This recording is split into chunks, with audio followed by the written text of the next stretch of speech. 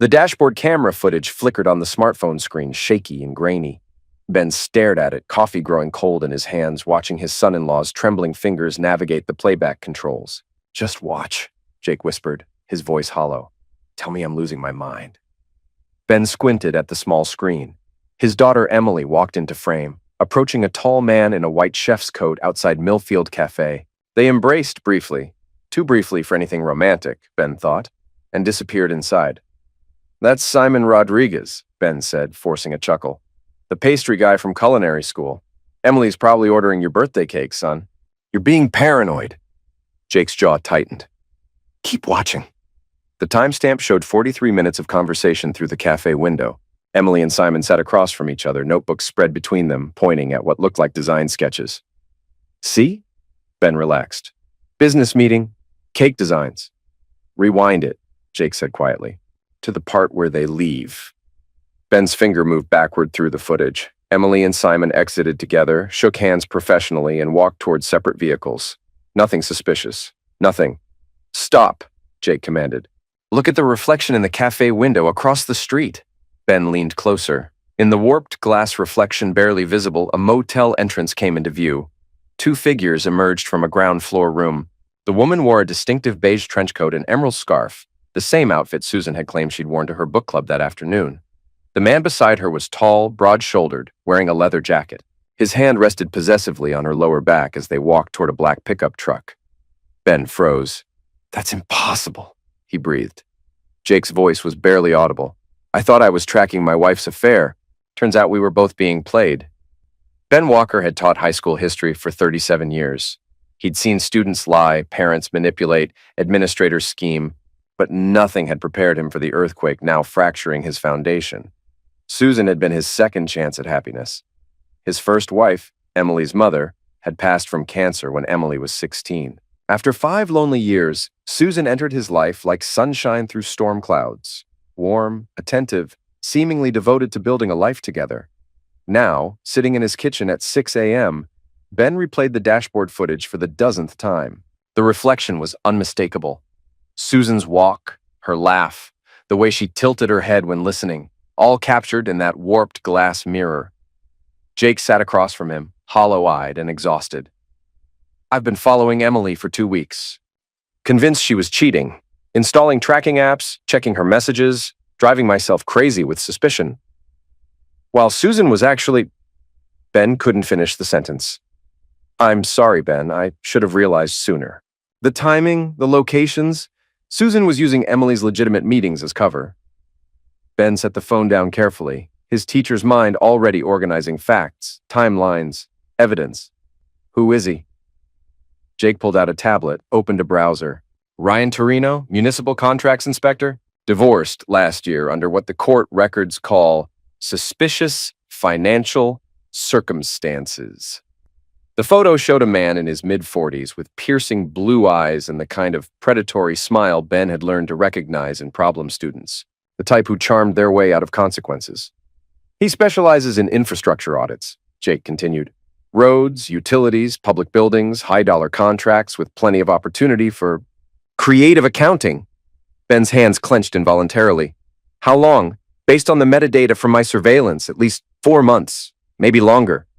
4 months of lies. 4 months of Susan kissing him goodbye each morning, sharing dinner conversations, discussing retirement plans, all while betraying everything they'd built together. Ben's phone buzzed, a text from Susan. "Book club running late, don't wait up. Love you." He showed Jake the message. "Sent 16 minutes ago." Jake checked his tracking data. "Emily's been home with me all evening. Her book club meets Thursdays, not Tuesdays." The rage building in Ben's chest felt volcanic, but his voice remained steady. "I need to know everything. How deep this goes. What they're planning. What I'm really dealing with." Jake nodded grimly. "I've got some ideas about that. But you're not going to like what we find." The next morning, Ben moved through his normal routine while his mind raced. Susan made breakfast, chattering about her pottery class and weekend plans. Her performance flawless. 28 years of teaching had given Ben a keen eye for deception, but Susan's acting was Oscar-worthy. "The Hendersons' anniversary party is Saturday," she said, buttering toast. "Don think we should get them something nice? Maybe those crystal glasses from Bloomingdale's?" Ben nodded absently, watching her delicate hands, the wedding ring he'd placed there 6 years ago. Whatever you think is best. After Susan left for her alleged pottery class, Ben drove to Jake's apartment. His son-in-law had spent the night diving deeper into Ryan Torino's background, and the results were disturbing. 3 previous marriages, Jake reported, spreading printouts across his dining table. Each ended with allegations of financial manipulation. He's got a pattern. Targets older women with assets, gains their trust, then systematically drains their accounts. Ben studied a court document from Torino's second divorce. His ex-wife claims he forged her signature on loan applications, opened credit cards in her name, even tried to change beneficiaries on her life insurance. The charges were dropped, Jake said grimly. She couldn't prove intent to defraud. But the pattern's clear. Ben's teacher instincts kicked in. Show me the timeline. Jake had created a detailed chart mapping Torino's relationships against his financial history. Each marriage coincided with sudden influxes of cash, followed by mysterious investments and business ventures that inevitably failed. He's a professional predator, Ben concluded, and Susan's his current mark. There's more. Jake pulled up their shared banking app on his phone. Check your accounts.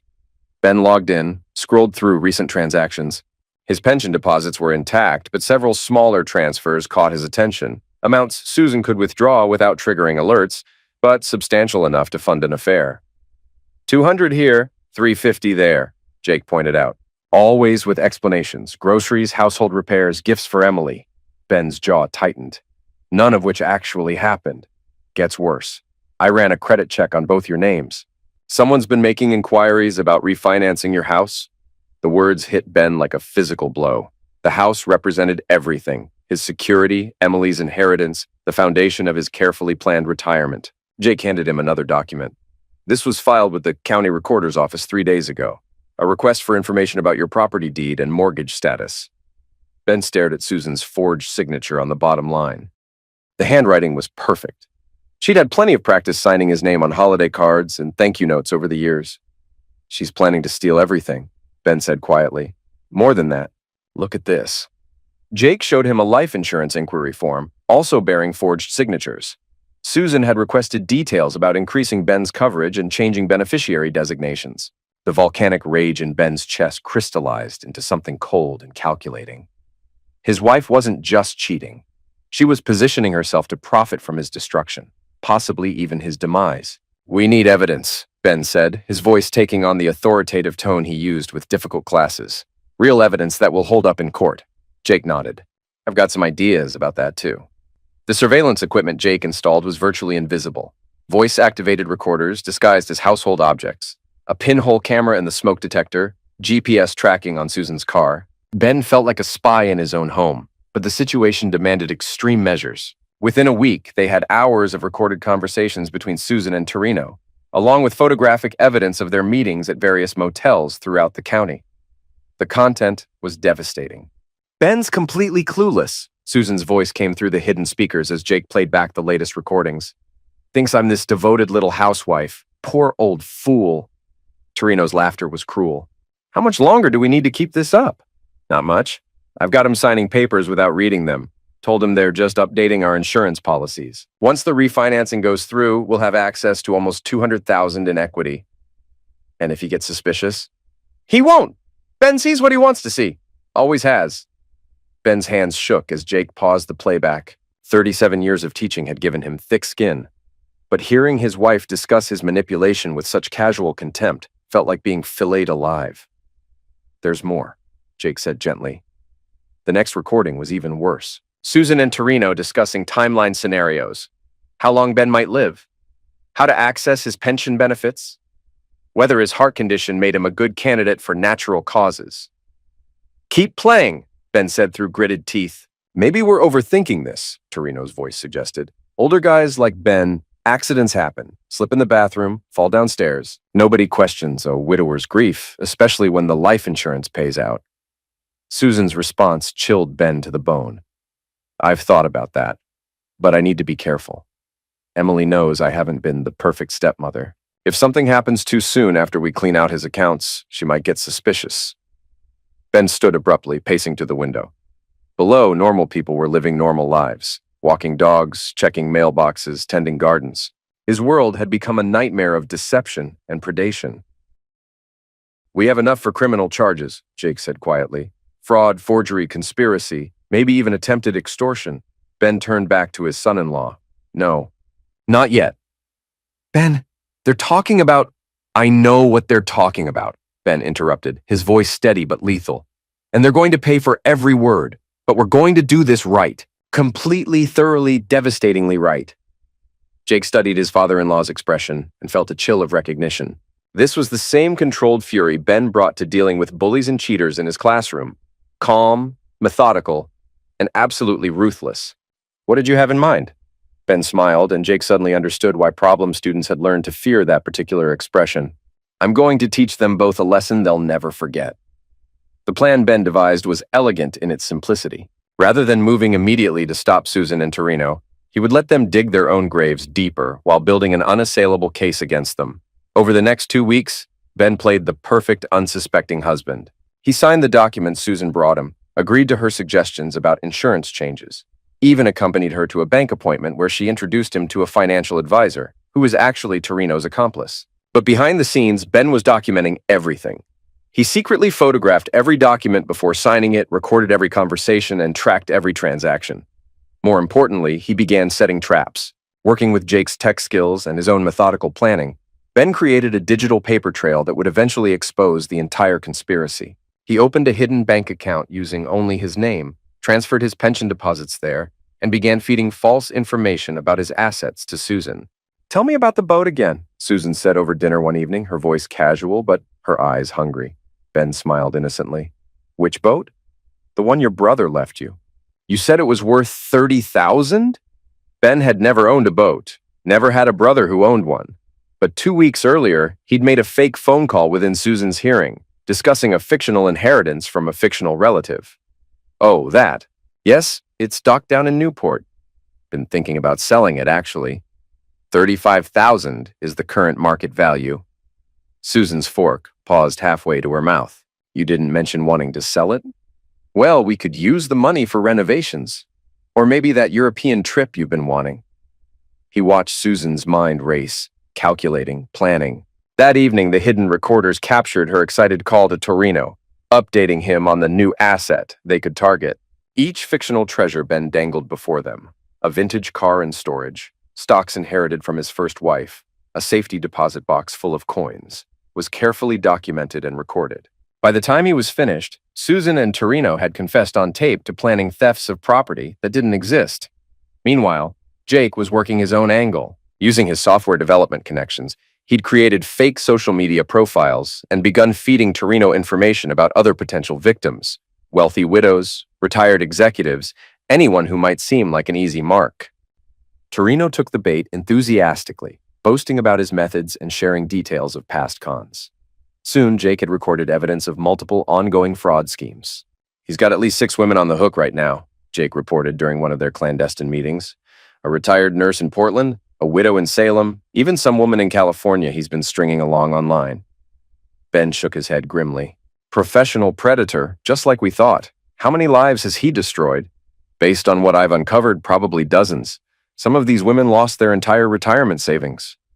The scope of Torino's criminal enterprise was staggering, but it also gave Ben an idea for the perfect revenge, one that would not only destroy his wife's betrayer, but potentially help his previous victims recover their losses. "I think it's time to contact the authorities," Ben said. "But not the local police. This is federal fraud, wire fraud, racketeering. We need the FBI." Jake's eyes widened. "Are you sure? Once we involve federal agents, there's no going back." "Oh, I'm sure. Susan and her boyfriend want to play in the big leagues? Let's see how they handle federal prison." Special Agent Patricia Vance had investigated financial crimes for 15 years, but the case Ben Walker brought to her was unusually well documented. Most fraud victims came to the FBI with suspicions and fragments of evidence. Ben arrived with recording equipment, detailed financial records, and a comprehensive timeline of criminal activity.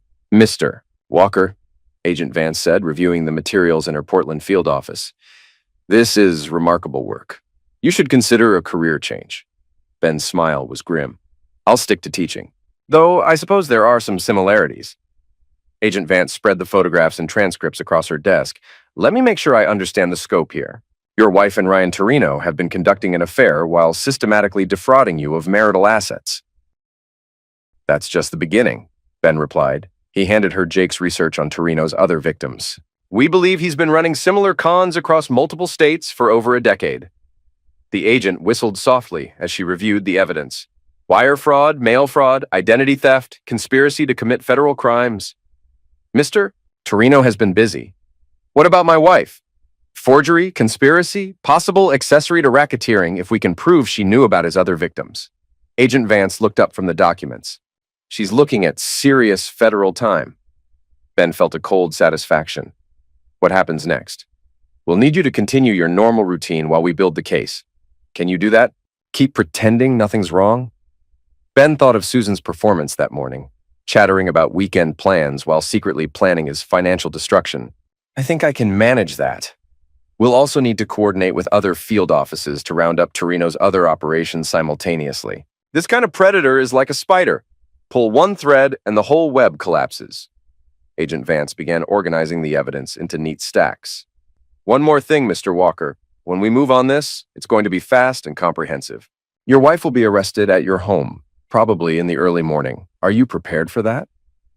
Ben had been preparing for this moment since the first time he'd seen that dashboard footage. Agent Vance, I've been watching my wife lie to my face for months while planning to steal everything I've worked for.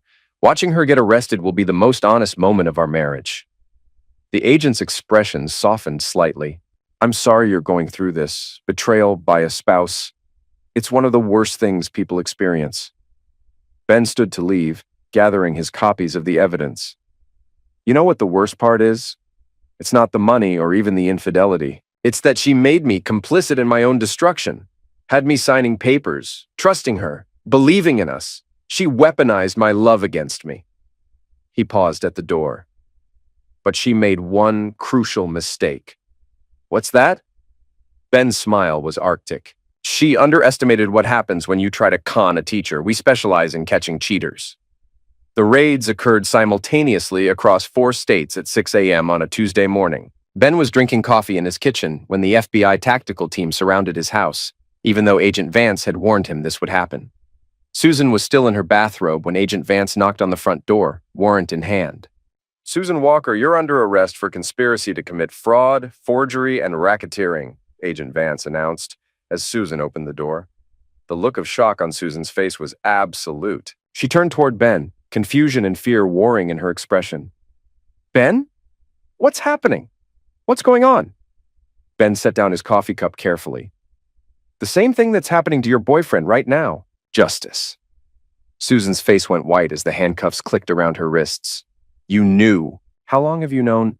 Long enough to document every crime you committed, every lie you told, every plan you made. Ben's voice was professorial, calm, devastating. Did you really think you could steal from a teacher without me noticing patterns, checking your work, grading your performance? The FBI agents began searching the house methodically, seizing documents and electronic devices. Susan struggled against the handcuffs, her composure completely shattered. This is insane, she screamed. Ben, tell them this is all a mistake. I'm your wife. You're a criminal, Ben replied coldly. And criminals face consequences. Agent Vance stepped forward. Mrs. Walker, we have recordings of you planning to defraud your husband, forge his signature, and potentially harm him. You have the right to remain silent.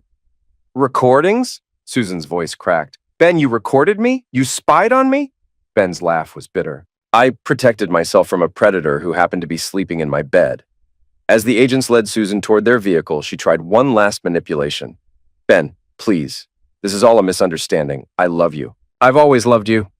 Ben followed them outside, where neighbors were gathering to watch the spectacle. Susan, you told your boyfriend 3 days ago that I was a pathetic old fool who wouldn't last much longer anyway. It's on tape. Susan's composure finally cracked completely. You recorded me? You spied on me in our own home? I protected myself from a criminal conspiracy, Ben replied coldly. Something I should have done the moment I met you. The FBI vehicle's engine roared to life, but Susan fought against being placed inside. Ben, don't let them do this. We can work this out. Agent Vance had to physically restrain Susan as she lunged toward Ben, handcuffs rattling. You're destroying us. We had plans. We had a future. You had plans to steal my future, Ben shot back. Now you've got 7 to 12 years in federal prison to think about those plans. Susan's eyes went wild. 7 to 12? What are you talking about? Ben, what did you do? I graded your performance, Ben said quietly. You failed. As the FBI vehicle pulled away with Susan inside, Ben felt a weight lift from his shoulders that he hadn't even realized he'd been carrying. For the first time in months, he could breathe freely. Jake emerged from his own house across the street where he'd been watching the arrests. How do you feel? Ben considered the question carefully. Free, angry, betrayed, but mostly educated. Educated? I learned something important today. I learned the difference between love and manipulation, between trust and stupidity, between being a good man and being a victim. Jake nodded toward the FBI vehicles disappearing around the corner. Think she'll try to make a deal? Ben's smile was sharp. Oh, I'm counting on it. The more she talks, the more evidence they'll have against Torino's entire network. Susan always was a gifted performer. Let's see how well she does on the federal stage. The trial lasted 6 weeks and dominated local news coverage. Ben sat in the gallery every day, watching Susan's defense attorney try unsuccessfully to paint her as a victim of Torino's manipulation. The prosecution, led by Assistant U.S. Attorney Michelle Torres, systematically demolished that narrative using Ben's recordings and Jake's digital evidence. Ladies and gentlemen of the jury, Torres said during her opening statement, this case is about predators who targeted a man's love and trust to steal his life savings. The defendant wasn't deceived. She was an active participant in a criminal enterprise. Susan's attorney, an expensive private lawyer paid for with what remained of her personal assets, tried to argue coercion and emotional manipulation. My client was manipulated by Ryan Torino, a seasoned con artist who exploited her loneliness and vulnerability, the defense argued. She was as much a victim as anyone. But the recordings told a different story. Hour after hour, the jury listened to Susan enthusiastically planning Ben's financial destruction, discussing timeline scenarios for accessing his pension, even laughing about his trusting nature. The most damaging evidence came from a conversation recorded just days before the arrests, where Susan discussed accelerating their timeline. I'm tired of pretending to care about his boring history lessons and his stupid retirement plans, Susan's voice echoed through the courtroom. Let's clean him out and disappear. He's too pathetic to fight back anyway. Ben watched Susan flinch as her own words condemned her. She glanced toward him once during that playback, and he met her gaze steadily. No anger now, just cold assessment. The courtroom erupted when Torres played the recording where Susan and Torino discussed natural causes scenarios for Ben's potential demise. Several jurors visibly recoiled, and one elderly woman shook her head in disgust. Your Honor, Susan's attorney objected, this recording is taken completely out of context. Overruled, Judge Morrison declared. The jury will hear the full context of the defendant's own words. When Torino took the stand in his own defense, his arrogance was breathtaking. Even facing multiple federal charges, he tried to charm the jury with stories of his difficult childhood and failed marriages. I never meant to hurt anyone, Torino testified. I was just trying to build a life with Susan.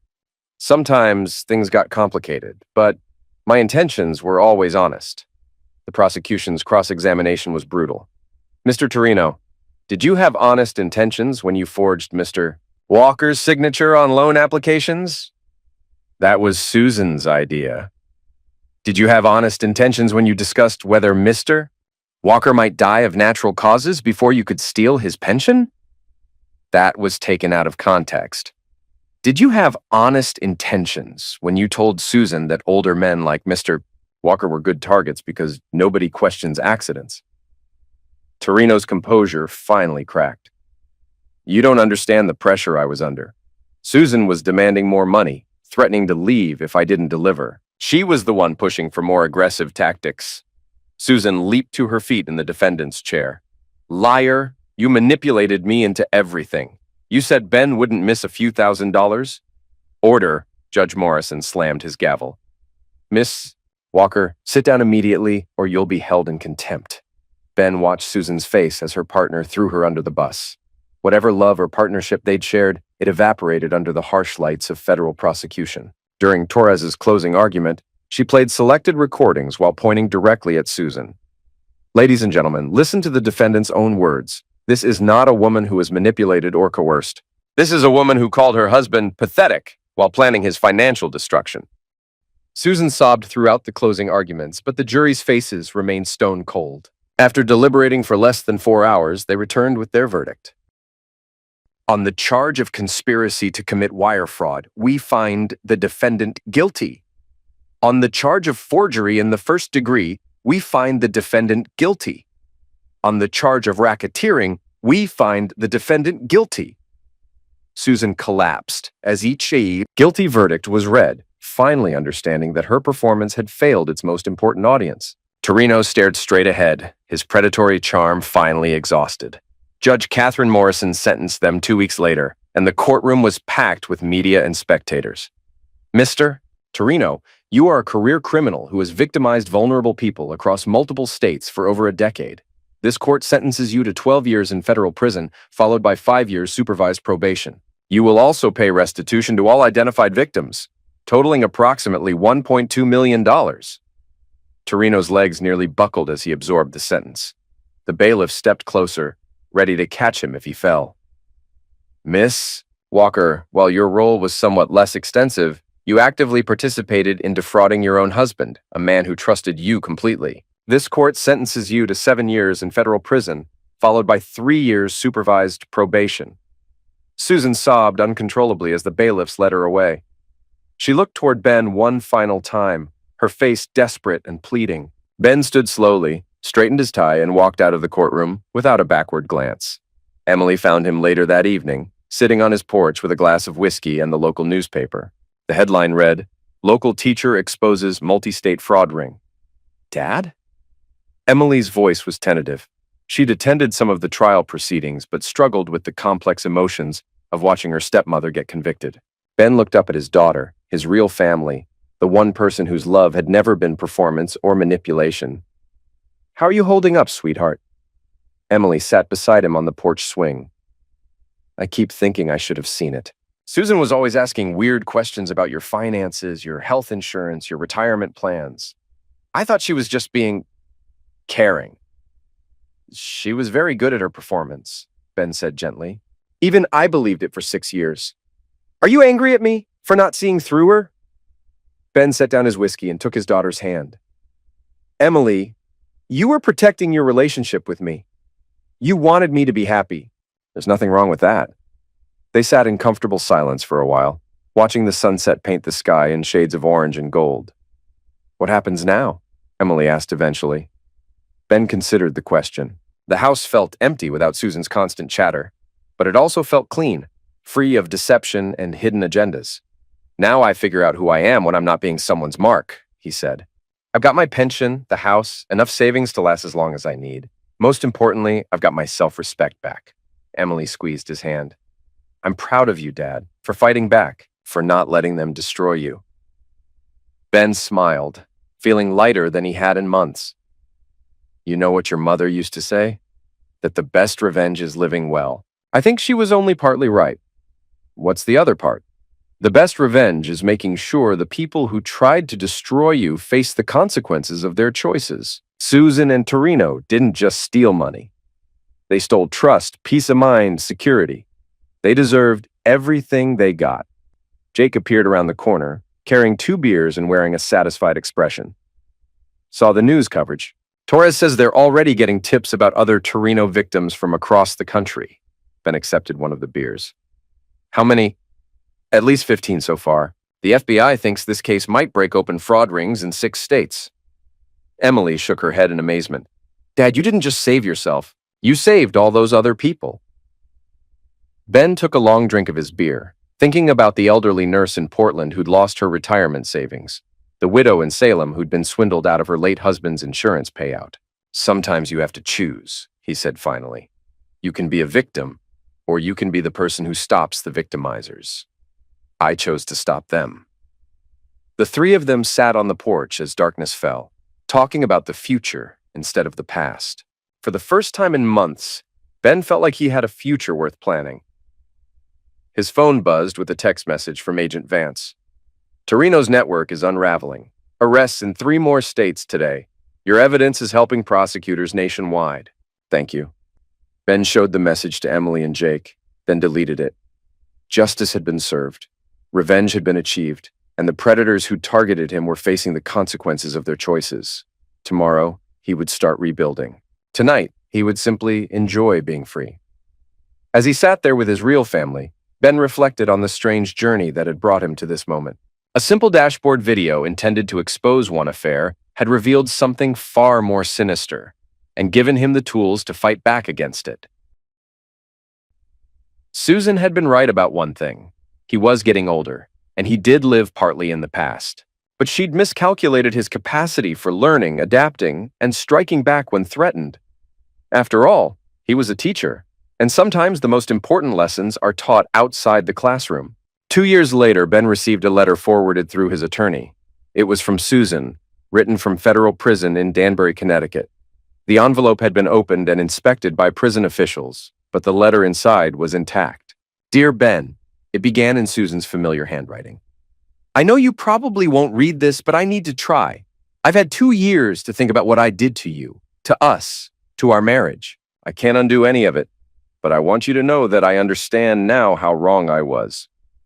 Ben almost threw the letter away, but something made him continue reading. The other women here, some of them are victims like the ones Ryan targeted.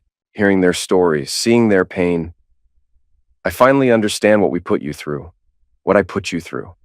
You trusted me completely, and I betrayed that trust in the worst possible way. I'm not asking for forgiveness. I'm not asking for anything. I just wanted you to know that the woman who planned to steal your future is gone. Prison changes you or it destroys you. I chose to be changed. I hope you're happy. I hope you found peace. You deserve so much better than what I gave you. Susan. Ben folded the letter carefully and placed it in his desk drawer. He felt no satisfaction from her remorse, no desire for reconciliation, but also no anger. Susan had become a stranger to him, a cautionary tale about the dangers of misplaced trust. That evening, Emily and her children visited for dinner. His grandson Tommy, now 8, insisted on showing Ben his latest history project, a poster about World War II heroes. Grandpa Ben, Tommy said seriously, my teacher says you're a real-life hero because you caught bad guys and helped other people. Ben knelt down to Tommy's level. You know what makes someone a real hero, Tommy? What? Standing up for what's right, even when it's hard, even when it hurts, even when the bad guys are people you thought you could trust. Tommy nodded solemnly. Like you did with Grandma Susan. Like I did with Grandma Susan. Later, after Emily's family had gone home, Ben sat on his porch with a cup of coffee and watched the stars emerge in the clear night sky. The house was quiet, peaceful, truly his own for the first time in years. He thought about Susan's letter, about Torino's victims who were slowly recovering their stolen assets, about the fraud prevention programs that had been implemented because of his case. The ripple effects of his choice to fight back continued spreading outward, protecting other potential victims from the predators who hunted them. The final irony wasn't lost on him. Susan and Torino had planned to steal his future. Instead, they'd given him something more valuable than money, the knowledge that he was stronger than they'd ever imagined, smarter than they'd ever suspected, and more ruthless than they'd ever feared. As the first stars appeared overhead, Ben raised his coffee mug in a silent toast. To justice served, lessons learned, and predators caged where they belonged. The lesson was over. Class dismissed.